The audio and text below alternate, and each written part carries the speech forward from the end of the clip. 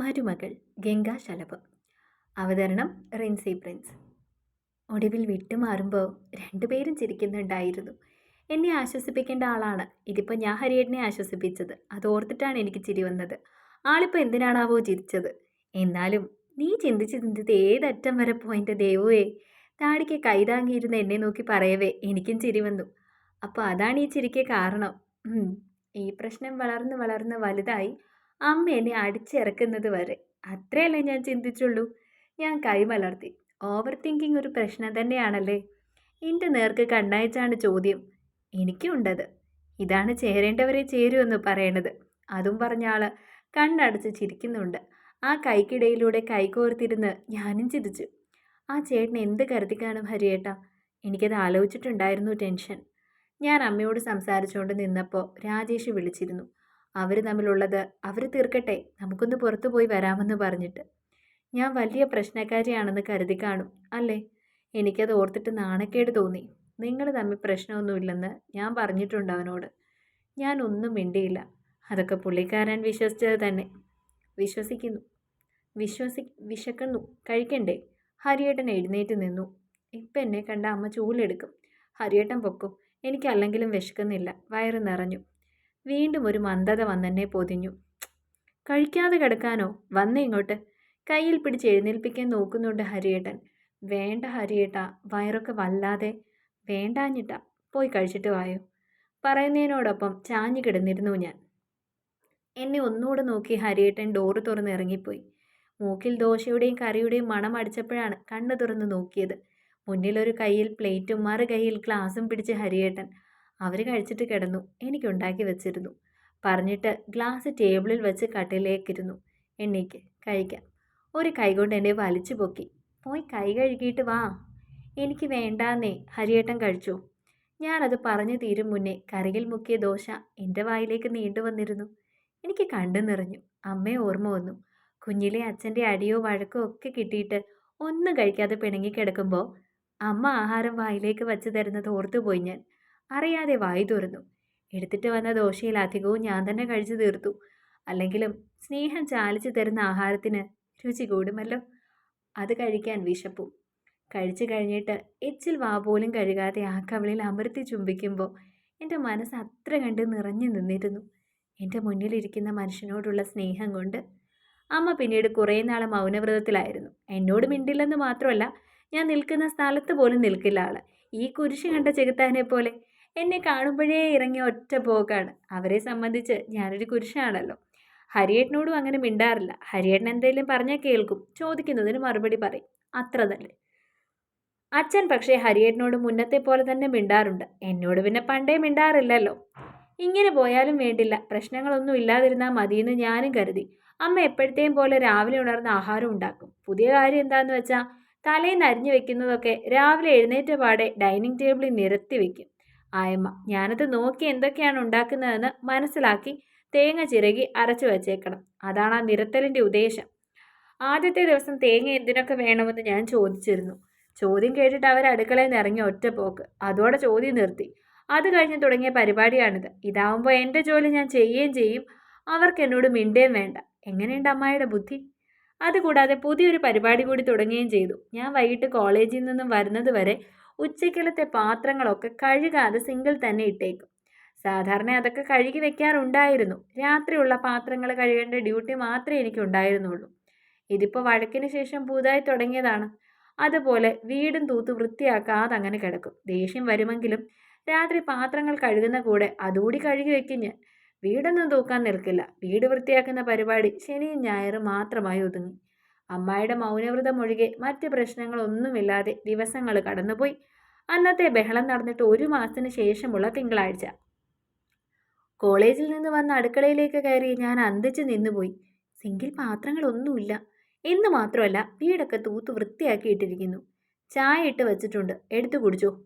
പിറകിൽ അശരീരി പോലെ കേട്ട് ഞെട്ടി തിരിഞ്ഞ് നോക്കുമ്പോഴുണ്ട് തൊട്ടു പിന്നിൽ അമ്മായി. എൻ്റെ കണ്ണൂരി വീഴാഞ്ഞത് എൻ്റെ ഭാഗ്യം. കുടിക്ക്. കൂടെ ഒരു ചിരിയും. ഇനി ഞെട്ടാൻ എനിക്ക് വയ്യുന്നതുപോലെ കൈ അടുക്കള സ്ലാബിലേക്ക് താങ്ങി നിന്നു. ഇവരുടെ തലയിൽ ഇനി തേങ്ങ വല്ലതും വീണോ ആവൂ. അമ്മായി പുതിയ എന്തോ പണി അണിയറയിൽ ഒരുക്കുന്നുണ്ട്. Be careful. എൻ്റെ ഉള്ളിലെ ഞാൻ എനിക്ക് മുന്നറിയിപ്പ് തന്നു. അത് പിന്നെയും എന്തൊക്കെയോ ചോദിച്ചും പറഞ്ഞും പഴയതുപോലെ തന്നെ പെരുമാറാൻ തുടങ്ങിയ അമ്മ. പെട്ടെന്ന് ഒരു ദിവസമൊക്കെ മറന്ന് ഇവർ നന്നായോ? ആലോചിച്ച് തല പുകച്ച് എനിക്ക് വട്ടായെന്ന് പറഞ്ഞാൽ മതിയല്ലോ. എത്ര പുകച്ചിട്ടും അമ്മായിയുടെ ഉദ്ദേശം മാത്രം മനസ്സിലായില്ല. എന്തായാലും ഹരിയേട്ടൻ അതോടെ ഹാപ്പിയായി. പ്രശ്നങ്ങളൊക്കെ കഴിഞ്ഞു പോയി കാണുമെന്ന് കരുതി കാണും പാവം. നീയും അമ്മയും പരസ്പരം സംസാരിക്കുന്നത് കാണുമ്പോൾ വല്ലാത്ത ആശ്വാസമുണ്ട് ദേവു. പഴയതുപോലെ ആവില്ലെന്നറിയാം, എന്നാലും മിണ്ടുന്നുണ്ടല്ലോ, അത്രേ സമാധാനം. ഇടയ്ക്ക് ആള് പറയുകയും ചെയ്തു, എന്നാലും ഞാൻ സദാ ജാഗരൂകയായിരുന്നു. അന്നത്തേതിലും വലുതെന്തോ വരാൻ പോകുന്നു എന്നൊരു തോന്നൽ എനിക്ക് എപ്പോഴും ഉണ്ടായിരുന്നു. അമ്മായി അങ്ങനെ അമ്മായിയുടെ പുതിയ ഭാവമാറ്റത്തെക്കുറിച്ച് ചർച്ച ചെയ്യാനാണ് മീനുവിനെ വിളിച്ചത്. നീ സൂക്ഷിച്ചോടി, അവരെന്തോ മുട്ടക്കാട്ടൻ പ്ലാൻ ഉണ്ടാക്കുന്നുണ്ട്, സംശയിക്കേ വേണ്ട. എന്തോന്ന് മുട്ട കാട്ടോ? ഇവളിതൊക്കെ എവിടുന്നാ പഠിക്കുന്നേ? മുട്ടക്കാട്ടം അല്ല, കോഴിക്കാട്ടം. എടി മുട്ടക്കാട്ടൻ എന്ന് വച്ച വലിയ പ്ലാൻ. മലയാളം ഡിക്ഷണറിയിലെ പുതിയ വാക്കുകളൊന്നും അറിയാത്ത സിലി ഗേൾ. അവൾക്ക് എന്നെ പുച്ഛം. ഓ, പഴയതൊക്കെ അറിഞ്ഞാൽ മതി എനിക്ക്. നീ വല്ല ഊഹം ഉണ്ടെങ്കിൽ പറ. അങ്ങനെ ചോദിച്ചാ കുറേ ഉണ്ട്. അതിൽ ഫസ്റ്റ് ഓൺ, ഇനി അവരുണ്ടാക്കുന്നതൊക്കെ ആദ്യം വല്ല പൂച്ചയ്ക്കോ പട്ടിക്കോ കൊടുത്തിട്ട് നീ കഴിച്ചാൽ മതി. അല്ലേ വേണ്ട, അമ്മാവന് കൊടുക്ക്. നിന്റെ അമ്മായി എന്തായാലും അങ്ങേർക്ക് പട്ടിയുടെയും പൂച്ചയുടെയും ഒക്കെ വില തന്നല്ലേ കൊടുത്തിട്ടുള്ളൂ. അങ്ങേര് ചത്തില്ലേൽ നീ കഴിച്ചോ. സ്നേഹം നടിച്ച് ആഹാരത്തിൽ വിഷം ചേർത്ത് തരാൻ ഞാൻ സാധ്യത കാണുന്നുണ്ട്. ആ പിന്നെ, അമ്മായിക്ക് തന്നെ കൊടുത്ത് പരീക്ഷിക്കാൻ നിൽക്കണ്ട. അവർ തന്നെ സൈനിടാ. അതിൽ വേറെ വിഷമൊന്നും ഏൽക്കൂല. ഇനി സെക്കൻഡ് വൺ, പറ്റുമെങ്കിൽ വീട്ടിലൊരു കീരിയെ വളർത്തിക്കൂ. പാമ്പിനെ കൊണ്ട് കടുപ്പിച്ച് കൊല്ലുന്നതൊക്കെ ഇപ്പോഴത്തെ ട്രെൻഡ്. അവൾ പറയുന്നതൊക്കെ കേട്ടിട്ട് കണ്ണ് മിഴിഞ്ഞുപോയി. അതങ്ങനെ ഒരു ദുരന്തം എക്സ്പ്രസ്. ഇനിയുണ്ട്, കേൾക്കണോ? അവൾ ആവേശത്തിലാണ്. അയ്യോ വേണ്ടായി, മതിയായി. അവളെ വിളിക്കാൻ പോയ എന്നെ പറഞ്ഞാൽ മതിയല്ലോ എന്ന് സ്വയം പരിതപിപ്പിച്ച് ഞാൻ കോള് കട്ടായി. ഈ ഒരു മാസത്തിനിടയ്ക്ക് മറ്റൊരു സംഭവം കൂടി ഉണ്ടായി. ഞാൻ പറയാൻ വിട്ടുപോയ പ്രധാന സംഭവം. ഇടയ്ക്കൊരു ദിവസം അമ്മ വിളിച്ചു. എനിക്ക് ഹരിയേട്ടൻ പുതിയ ഫോൺ വാങ്ങി തന്നപ്പോൾ ഞാനെൻ്റെ പഴയ ഫോൺ അമ്മയ്ക്ക് കൊടുത്തിരുന്നു. സാധാരണ അങ്ങനെ അമ്മയുടെ ഫോണിൽ നിന്ന് ഇങ്ങോട്ട് വിളിക്കാറില്ല. അതിൽ ബാലൻസ് ഉണ്ടാവില്ല എന്നത് തന്നെ കാരണം. അച്ഛൻ ചാർജ് ചെയ്ത് കൊടുക്കാനാവാതെ എങ്ങനെ ഉണ്ടാവാനാ? അതറിയുന്നതുകൊണ്ട് ഞാൻ അമ്മയെ അങ്ങോട്ട് വിളിക്കാറാണ് പതിവ്. ഇനി എന്തെങ്കിലും അത്യാവശ്യം ഉണ്ടെങ്കിൽ മാത്രം അമ്മ മീനുവിൻ്റെയോ മധുവിൻ്റെയോ ഫോണിൽ നിന്ന് ഇങ്ങോട്ട് വിളിക്കും. അന്ന് തന്നെ വിളിച്ചതും മധുവിൻ്റെ ഫോണിൽ നിന്ന് തന്നെയാണ്. ഇത് എന്തു പറ്റിയെന്ന് അത്ഭുതപ്പെട്ടാണ് കോൾ എടുത്തത്. അപ്പോഴോ അമ്മയ്ക്ക് പതിവില്ലാത്ത വിധം സന്തോഷം. കാരണം വേറൊന്നുമല്ല, അമ്മമ്മ, അതായത് അമ്മയുടെ അമ്മ വീട്ടിലേക്ക് വന്നിരുന്നു അത്രേ. അത് മൂത്ത മാമൻ്റെ കൂടെ. ഇതിൽ പരം സന്തോഷം അമ്മയ്ക്ക് വേറെ വല്ലതും ഉണ്ടാവാനുണ്ടോ? എനിക്ക് പക്ഷെ അത് കേട്ടപ്പോൾ ആദ്യം കയറിയത്. അച്ഛനും അമ്മയും അവരോട് മോശമായി പെരുമാറി കാണുമോന്ന്. ആദ്യം അവരോട് നീരസം കാണിച്ചെങ്കിലും അവർ വന്ന ഉദ്ദേശം അറിഞ്ഞപ്പോൾ അതൊക്കെ മാറി. ഭയങ്കര സ്നേഹവും സൽക്കാരവും ഒക്കെ ആയിരുന്നു എന്ന് പറഞ്ഞ് അമ്മ ചിരിക്കുന്നുണ്ടായിരുന്നു. അപ്പൂപ്പൻ സ്വത്ത് ഭാഗം വെച്ചത്രേ. അപ്പൂപ്പൻ്റെയും അമ്മൂമ്മയുടെയും ഭാഗം ഒരുമിച്ചായിരുന്നു. അതിൽ അമ്മമ്മയുടെ ഒരു ഭാഗം അമ്മയ്ക്ക് കൊടുക്കണമെന്ന് അമ്മമ്മ കട്ടായം പറഞ്ഞു എന്ന്. അപ്പൂപ്പൻ കുറേ മുട്ടാപ്പോക്ക് ന്യായമൊക്കെ പറഞ്ഞു നോക്കിയെങ്കിലും അമ്മമ്മ ആളുടെ സ്റ്റാൻഡിൽ തന്നെ ഉറച്ചു നിന്നപ്പോൾ വേറെ നിവർത്തിയില്ലാതെ സമ്മതിക്കേണ്ടി വന്നു എന്ന്. മാമനും അമ്മമ്മയെ സപ്പോർട്ട് ചെയ്തു എന്ന് പറഞ്ഞ് അമ്മ നിലത്തൊന്നും അല്ലായിരുന്നു. സ്വത്ത് കിട്ടിയതിലൊന്നുമല്ല, അവർ രണ്ടാളും വന്നതിലായിരുന്നു അമ്മയ്ക്ക് സന്തോഷം. 50 സെൻറ്റ് വസ്തു അമ്മയുടെ പേരിലേക്ക് എഴുതിയതിൻ്റെ പ്രമാണം കൊടുക്കാനായിട്ടാണ് രണ്ടാളും വന്നത്. അതറിഞ്ഞ പിന്നെ അച്ഛമ്മയും അച്ഛനും തേനും പാലും ഒലിപ്പിക്കുകയായിരുന്നു അത്രേ. അവർക്കല്ലേലും സ്വത്തും പണവും മതിയല്ലോ.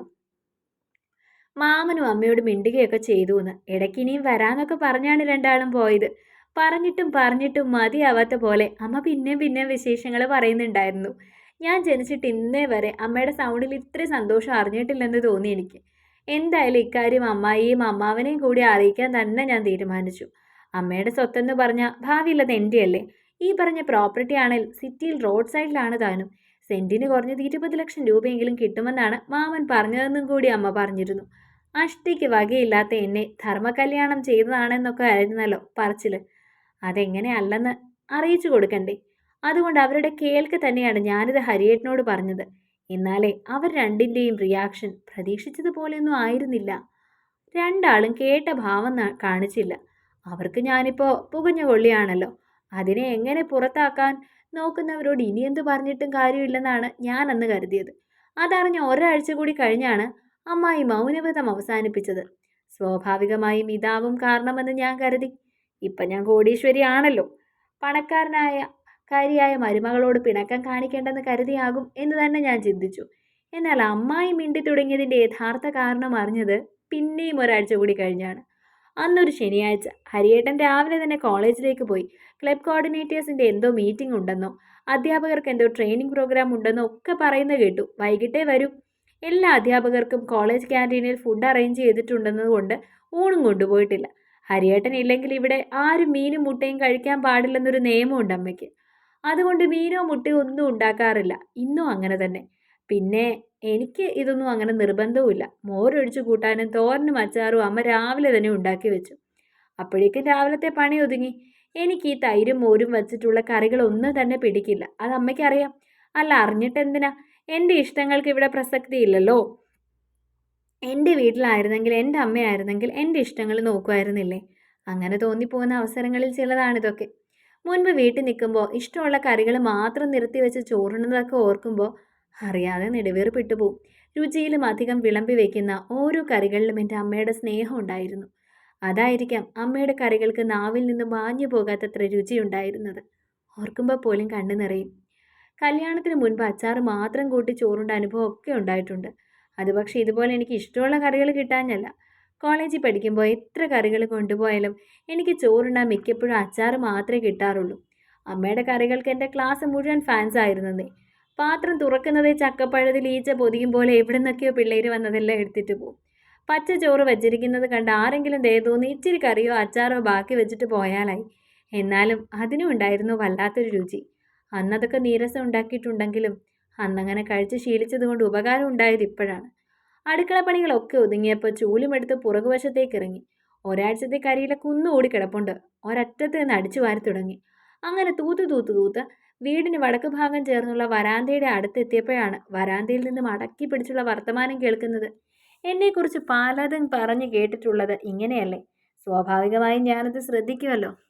കുമാരിക്ക് ഇതെന്തു പറ്റി? ആ പെണ്ണിനോടിപ്പോൾ പണ്ടത്തെക്കാട്ടിലും സ്നേഹത്തിലാണല്ലോ. അമ്മാവിൻ്റെ പതുക്കെയുള്ള ചോദ്യം. ഞാൻ ഇടതുവശത്തെ ചുമരിനോട് ചേർന്നുള്ള പുളിഞ്ചിക്കും അടുത്തേക്ക് മറഞ്ഞു നിന്നു. അവൾ അത്രയൊക്കെ ഒപ്പിച്ചിട്ട് പിന്നെയും അവളുടെ അടുത്ത് മിണ്ടുന്ന എന്തിനാ? അടിച്ചു കളയണം വിഷവിത്തിനെ. അവൻ എന്നോട് മിണ്ടുന്നതിൽ അമ്മാവൻ്റെ അസഹിഷ്ണുത അയാളുടെ വാക്കുകളിൽ തന്നെ വ്യക്തമാണ്. അവരെന്നോട് മിണ്ടണമെന്ന് എനിക്ക് ഒരു താല്പര്യമില്ലെന്നും എന്നോട് ഇങ്ങോട്ട് മിണ്ടുന്നത് കൊണ്ടും ഹരിയേട്ടനെ കരുതിയും മാത്രം തിരികെ മിണ്ടുന്നതാണെന്നും കയറിച്ചെന്ന് പറയണമെന്നുണ്ടായിരുന്നു എനിക്ക്. വെറുതെ എന്തിനാ ഞാനായിട്ടൊരു പ്രശ്നം ഉണ്ടാക്കുന്നത്? അതുകൊണ്ട് അവിടെ തന്നെ നിന്ന് ബാക്കി കൂടെ കേൾക്കാൻ തീരുമാനിച്ചു.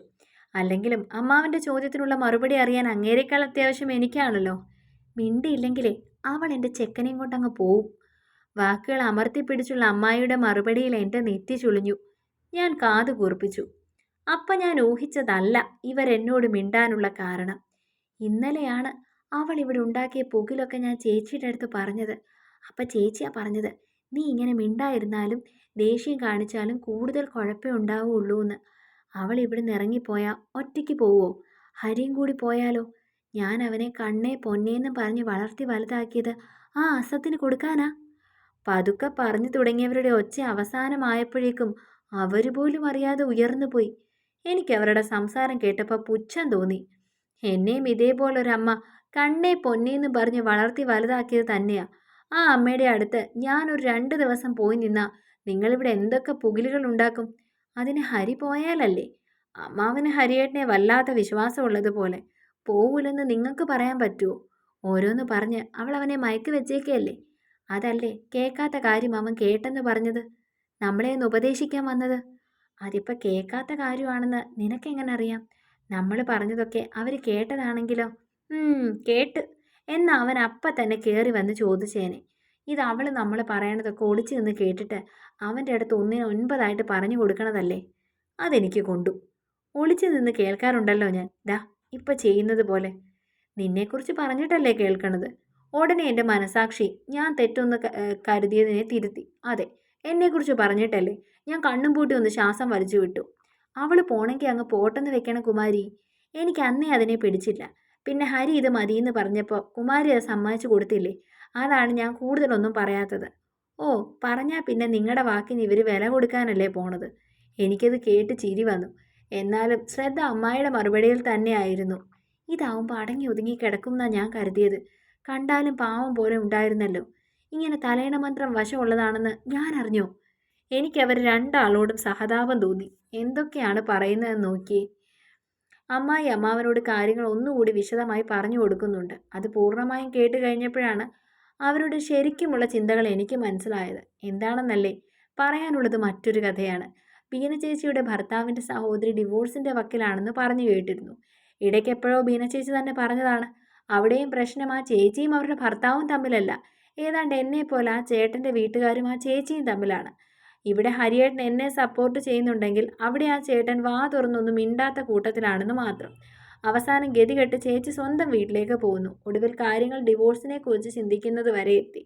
കുടുംബ ബന്ധങ്ങൾ ശിഥിലമായിക്കൊണ്ടിരിക്കുന്ന ഇക്കാലത്ത്, ഡിവോഴ്സ് കേസുകൾ ദിനം പ്രതി വർദ്ധിച്ചുകൊണ്ടിരിക്കുന്ന കാലത്ത്, വേർപിരിയാൻ നിൽക്കുന്നവരെ പരസ്പരം സ്നേഹിച്ച് സഹകരിച്ച് പരസ്പരം മനസ്സിലാക്കി ജീവിക്കാനും തമ്മിലുള്ള പ്രശ്നങ്ങൾ പരസ്പരം സംസാരിച്ച് പരിഹരിക്കാനുമുള്ള മാർഗങ്ങൾ തുറന്നു കൊടുക്കുകയാണ് കുടുംബ കോടതികൾ പോലും ആദ്യം ചെയ്യുന്നത്. ആ ചേച്ചിയുടെയും ചേട്ടൻ്റെയും കാര്യത്തിലും സ്ഥിതി വ്യത്യസ്തമായിരുന്നില്ല. അവിടെയും ആദ്യം കുടുംബ കോടതി ശ്രമിച്ചത് അനുരഞ്ജനത്തിന് തന്നെയാണ്. അവർ തമ്മിലല്ല, വീട്ടുകാരാണ് അവരെ വേർപിരിക്കാൻ ശ്രമിക്കുന്നതെന്ന് മനസ്സിലാക്കിയതുകൊണ്ടാണ് രണ്ടുപേരും മാത്രമായി മറ്റൊരു വീടെടുത്ത് മാറി താമസിച്ചു നോക്കാൻ നിർദ്ദേശം വെച്ചത്. അതുകൊണ്ടെന്താ, അവരിപ്പോൾ വിവാഹമോചനം എന്ന തീരുമാനം തന്നെ ഉപേക്ഷിച്ച് ഒരുമിച്ച് സന്തോഷത്തോടെ താമസിക്കുന്നു. ആ ചേച്ചിയുടെയോ ചേട്ടൻ്റെയോ വീട്ടിലല്ലെന്ന് മാത്രം, ആ ചേട്ടൻ്റെ അച്ഛനും അമ്മയ്ക്കും ആൾ ചെലവിനും കൊടുക്കുന്നുണ്ട്. അവരുടെ കാര്യങ്ങളൊക്കെ അന്വേഷിക്കുന്നുമുണ്ട്. താമസം അവരോടൊപ്പം അല്ലെന്ന് മാത്രം. വല്യമ്മയിൽ നിന്ന് അത്രയും കാര്യം അറിഞ്ഞപ്പോൾ മുതൽ ഇവിടെയും അത് ആവർത്തിച്ചാലോ എന്ന് അമ്മായിക്ക് പേടി. അവരിനിയും പ്രശ്നം ഉണ്ടാക്കിയാൽ, ഞാൻ ഇവിടെ നിന്ന് ഇറങ്ങിപ്പോയാൽ ഹരിയേട്ടനും എൻ്റെ ഒപ്പം എൻ്റെ വീട്ടിലേക്ക് വന്നാലോ? ഇനി അതുമല്ലെങ്കിൽ നേരത്തെ പറഞ്ഞതുപോലെ ഞങ്ങൾ മാത്രമായി മാറി താമസിക്കുന്ന ഒരു സാഹചര്യം ഉണ്ടായാലോ? ഇങ്ങനെയൊക്കെയുള്ള അതിര് കടന്ന ചിന്തകളാണ് അമ്മായി ഇപ്പോൾ ഉണ്ടായിരുന്ന പിണക്കം മറന്നു എന്ന് നടിച്ച് പഴയതുപോലെ സ്നേഹം അഭിനയിക്കാനുള്ള കാരണം. എന്തായാലും കൊള്ളാം. അമ്മായിയുടെ ഈ ചിന്തയും പേടിയും അങ്ങനെ തന്നെ ഇരിക്കട്ടെ എന്ന് ഞാനും കരുതി. അതുകൊണ്ട് ബാക്കിയുള്ളവർക്ക് സ്വസ്ഥതയുണ്ടാവുമല്ലോ. തൂത്തു തീർന്ന് ചവറും തീയിട്ട് വീട്ടിലേക്ക് കയറുമ്പോൾ മനസ്സിൽ നേരിയൊരു സമാധാനം തോന്നിയിരുന്നു. ഇതൊക്കെ മനസ്സിലുള്ളിടത്തോളം രണ്ടാളും ഇനി പുതിയ പ്രശ്നങ്ങൾക്കൊന്നും ഉണ്ടാക്കില്ല എന്നൊരു തോന്നൽ. പക്ഷേ ഞാൻ ഒന്ന് മറന്നുപോയി. ജാത്യാലുള്ളത് തൂത്താൽ പോകില്ലെന്ന് പറയാറില്ലേ? ചില സ്വഭാവങ്ങൾ അങ്ങനെയാണ്, രക്തത്തിൽ അലിഞ്ഞു ചേർന്നത്. എത്രയൊക്കെ മാറ്റിയാലും മാറില്ല. എൻ്റെ അമ്മായിയുടെ കുശുമ്പും കുഞ്ഞായ്മയും അതുപോലെ